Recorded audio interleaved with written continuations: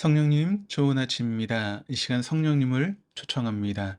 오늘도 내 안에 오셔서 하나님을 기쁘시게 해드릴 것을 소원하게 해주세요. 오늘 말씀을 통해 구체적으로 무엇을 해야 될지 깨닫게 해주시고 깨달은 것을 삶 속에서 실천할 수 있도록 도와주세요. 아멘. 10월을 말씀으로 시작하는 우리 동독의 모든 교우들과 함께 할 수 있기를 주님의 이름으로 축원합니다. 오늘 함께 나누실 하나님 말씀은 마태복음 8장의 말씀입니다. 마태복음 8장은 예수님께서 산상수훈을 마치시고 내려오면서 행하신 일을 기록하고 있습니다. 오늘 본문을 보면 여러 부류의 환자들이 나옵니다. 그들은 예수를 만남으로 모두 치유되고 회복됩니다. 그런데 그들이 치유되고 회복되는 양상이 조금씩은 다름을 발견할 수 있습니다. 첫째는 2절부터 등장하는 한 나변 환자입니다. 이 사람은 예수께 나와서 절하고 예수님이 원하시면 깨끗하게 하실 수 있다라고 하면서 치유함을 받았습니다. 둘째는 5절에 나오는 백부장입니다. 이 사람은 예수님께 나와서 집에 올 필요도 없이 말만 하시면 자신의 하인이 낫겠다라고 합니다. 셋째는 14절부터 나오는 베드로의 장모 이야기입니다. 이 베드로의 장모는 그냥 집에 누워 있었습니다. 베드로의 장모가 뭘 했다는 이야기가 성경에는 없습니다.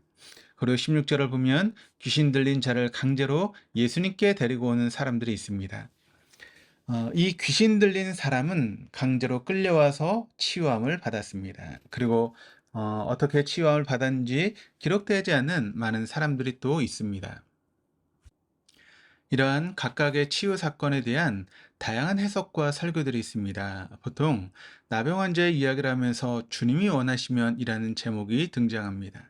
그러니까 주님이 원하시면 우리를 깨끗하게 하실 수 있다. 주님이 원하시면 우리의 모든 고통과 어려움과 질고가 사라질 수 있다. 그러니까 이런 방향으로 한 나병 환자의 사건을 해석을 합니다. 그런데 어떤 예수님의 말씀보다 더 자주 설교에서 단골 메뉴로 사용되는 것이 있다면 백부장 사건입니다. 백부장 사건은 보통 큰 믿음이라는 제목으로 등장합니다. 자신이 병든 것도 아니고 자기 하인을 위해서 예수님께 간구하는 겸손함, 거기다 집에 들어올 필요도 없이 말씀만 하면 하인이 낫겠다라고 하는 그 고백은 우리의 믿음 없음을 질타하는 것만 같습니다. 그리고 베드로의 장모 이야기는 치유함을 받은 자가 주님을 위해서 어떻게 살 것인가에 대한 그런 주제로 등장합니다. 예수님이 도와주시고 능력을 베풀어 주셔서 우리 문제가 해결되었다면 입 닫지 말고 베드로의 장모가 한 것처럼 예수님을 섬겨라. 그러니까 이런 주제로 많이 회자가 됩니다. 물론 이러한 적용과 나눔이 틀린 것은 아닙니다. 그러나 성경이 정말 그런 주제를 중심에 두고 있는가? 최소한 마태복음에서 그것에 초점을 맞추고 있는가는 우리가 다시 한번 생각해 볼 문제입니다. 오늘 본문에 나오는 나병 환자를 낫게 한 사건은 마가복음에도 나옵니다. 그런데 마가복음 1장 41절에서는 예수님께서 나병 환자를 불쌍히 여기사 치유하셨다라고 이야기합니다. 그런데 마태복음에는 그런 내용이 없습니다. 이것은 마가가 전하고자 하는 중심 주제와 마태가 전하고자 하는 핵심 주제가 다르다라고 하는 것을 보여주는 것입니다. 마태는 자신이 전하고자 하는 주제를 명확하게 하고자 다른 군더더기를 다 빼버리고 있습니다. 이는 백부장의 사건도 마찬가지입니다.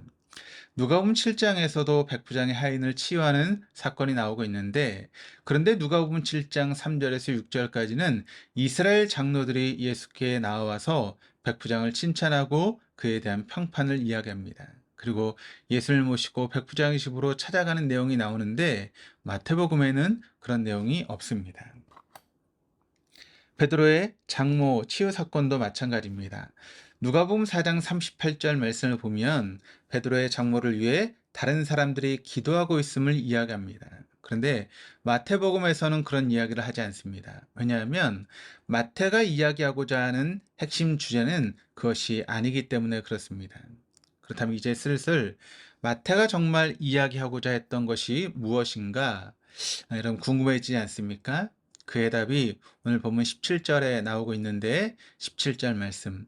이는 선지자 이사야를 통하여 하신 말씀에 우리의 연약한 것을 친히 담당하시고 병을 짊어지셨도다함을 이루려 하심이더라. 즉 마태는 예수님께서 이런 이적을 베푸신 목적이 이사야의 말씀을 이루기 위함이라고 이야기하고 있습니다. 마태복음의 1차적인 독자는 유대인입니다. 유대인이 1차적인 독자라는 것은 그들이 구약 성경을 알고 있는 사람들이고 그런 사람들을 대상으로 쓰여진 책이라는 것입니다. 마태는 여러 치유 사건을 통해서 이사야 53장에 나오는 종이 바로 예수님이심을 말하고자 합니다. 그래서 예수님이 한 나병 환자에게 어떤 감정을 느끼셨는지, 백부장에 대한 이스라엘 사람들의 평판이 어떠했는지, 베드로의 장모를 위해서 다른 이들이 얼마나 중보기도를 했는지, 이것은 마태의 중심적인 관심사가 아니었던 것입니다. 그는 오직 이사야 53장에 나오는 종이 예수님이시다, 이것을 말하고자 한 것입니다. 그런데 우리가 이것을 통해 확인하게 되는 기이한 것이 있습니다. 그것은 이사야서 53장에 나오는 종과 마태복음 8장에 나오는 예수님의 행적과의 괴리입니다. 이사야 53장 1절에서 5절까지입니다. 우리가 전한 것을 누가 믿었느냐? 여호와의 팔이 누구에게 나타났느냐? 그는 주 앞에서 자라나기를 연한 순 같고 마른 땅에서 나온 뿌리 같아서 고운 모양도 없고 풍채도 없은즉 우리가 보기에 흠모할 만한 아름다운 것이 없도다. 그는 멸치를 받아 사람들에게 버림을 받았으며 강고를 많이 겪었으며 질고를 아는 자라. 마치 사람들이 그에게서 얼굴을 가리는 것 같이 멸시를 당하였고 우리도 그를 귀히 여기지 아니하였도다. 그는 실로 우리의 질고를 지고 우리의 슬픔을 당하였거늘 우리는 생각하기를 그는 징벌을 받아 하나님께 맞으며 고난을 당한다 하였노라. 그가 찔림은 우리의 허물 때문이요 그가 상함은 우리의 죄악 때문이라. 그가 징계를 받음으로 우리는 평화를 누리고 그가 채찍에 맞음으로 우리는 나음을 받았도다. 이사야가 말하는 종은 정말 비참하기 짝이 없는 그런 모습입니다. 사람들에게 버림을 받고 멸시를 당하고 채찍에 맞는 그런 종으로 표현하고 있습니다. 그런데 마태는 이 종이 바로 예수님이라는 것입니다. 그런데 오늘 본문에 보면 과연 그런 내용이 있습니까? 나병 환자를 낫게 하고 백부장의 하인을 치유하고 베드로의 장모를 고치시고 그에게 시종을 받습니다. 여러분 좀 폼나고 멋있지 않습니까? 그런데 이 모습이 이사야 53장에 나오는 종의 모습과 쉽게 동일하게 여겨지십니까? 그렇지 않을 것입니다. 그러나 우리가 이사야 53장의 종의 모습과 마태복음 8장의 모습이 다르게 여기는 이유는 예수님의 십자가에 관심이 없기 때문입니다. 우리가 일반적으로 주목하는 것은 예수님이 행하신 일로 말미암는 혜택입니다. 그래서 우리 문제를 해결하기 위한 도구로서 예수님을 주목합니다.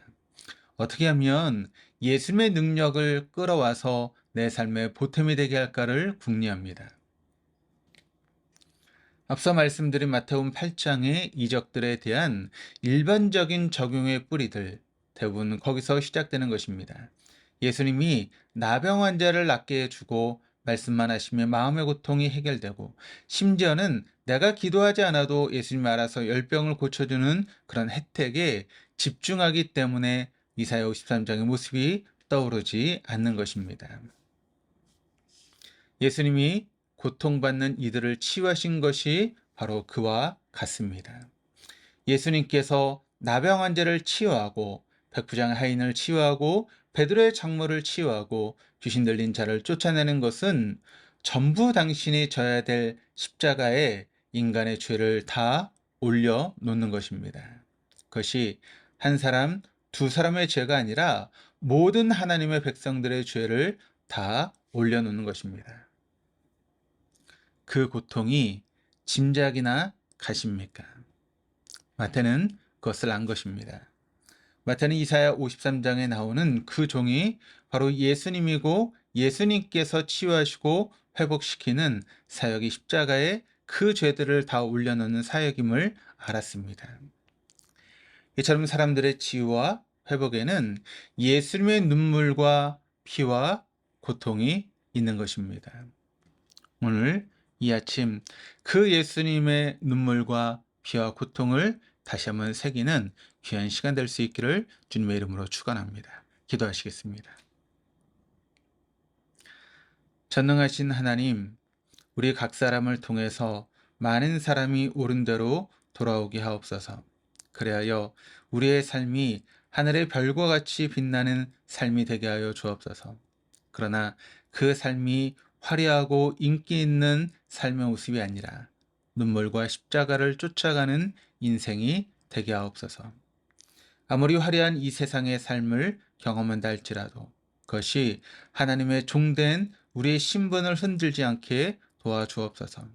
날마다 눈물의 십자가를 쫓아가되 그 속에서 우리에게 부활의 기쁨과 소망을 경험케 하시는 성령 하나님의 동행하심과 역사하심을 체험할 수 있는 우리 모두가 되게 인도하여 주옵소서.